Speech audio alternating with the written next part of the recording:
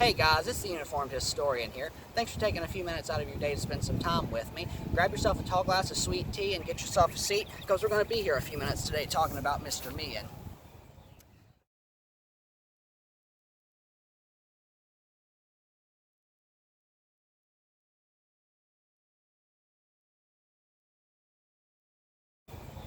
I'd like you to meet James Reynolds Mehen.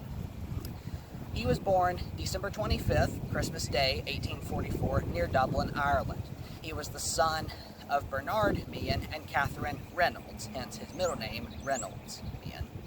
Now, the name was spelled a little bit differently before they came to the United States. As is typical throughout American history, the spelling changed when they arrived here. Now, Mr. Mehen here immigrated to the United States when he was only 8 years old, and he only came with his brother, who was also young at the time. Left his whole family behind in Ireland and came to the United States, and eventually found his way to Mississippi. When he was 16 years old, he joined the 17th Mississippi Infantry near Corinth, Mississippi. He served through the war, and he fought at a lot of really big battles, some of which are listed on the screen here. James Mehen eventually became a prisoner of war in early September 1864 at Berryville, Virginia, and he was sent to Camp Chase, Ohio as a prisoner of war. Now, he didn't spend very long there. He was released on October 19, 1864, coincidentally the same day as the Battle of Cedar Creek, which the 17th Mississippi was also engaged. And if you look at this document that I'm going to put on your screen now, there's something very interesting about it. He was administered the oath of allegiance to the United States, saying that he wouldn't take up arms again against the Union if he went home. And he was to report to Governor Arthur I. Borman.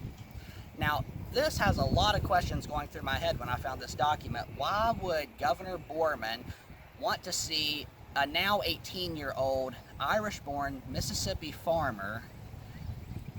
It didn't make much sense to me, so I decided to look more into it.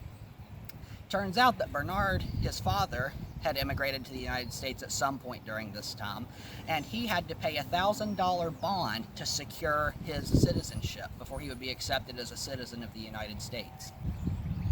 Now, he eventually becomes a citizen, and he lives here in Parkersburg, West Virginia, and this is just where things begin to really get interesting for Mr. Mehen. As if it wasn't interesting enough that he fought in the Civil War, no, he went on and led the most interesting career I've read in a long time.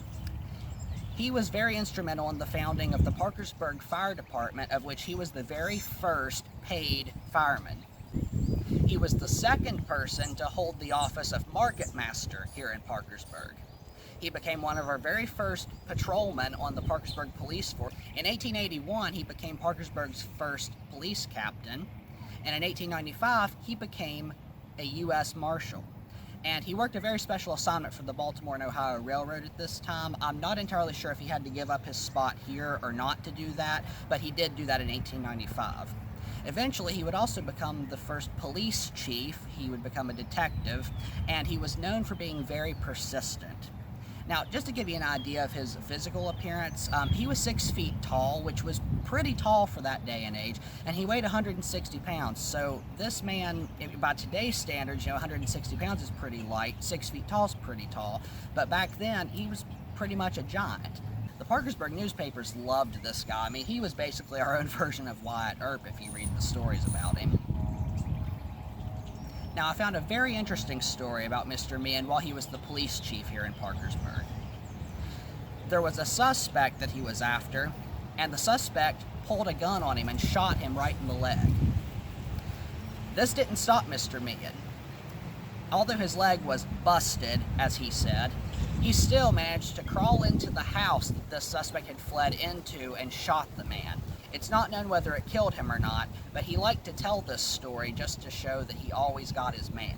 So this wasn't a guy that you wanted to mess with. I mean, you shot him, he still comes after his guy and gets his man. I mean, this guy was tough as nails by every sense of the definition.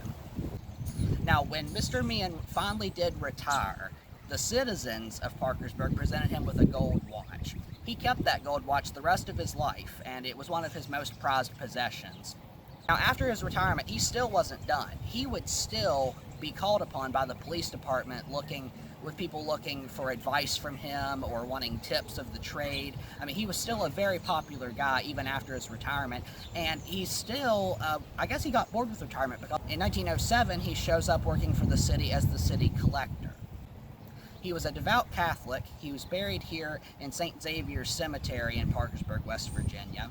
He was married twice, and he had 4 kids that survived to adulthood, 2 of children which died before he did.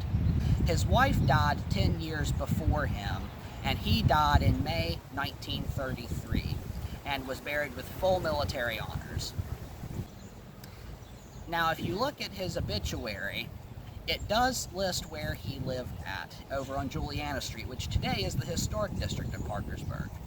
I decided to take a drive over to see what I could find out, and I'm pretty sure that 911 has redone some address numbers or something, because what I found was an apartment complex that had 1230 listed.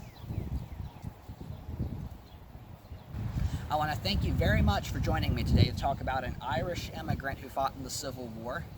I will look forward to seeing you all at the next location. Take care, and God bless, my friends.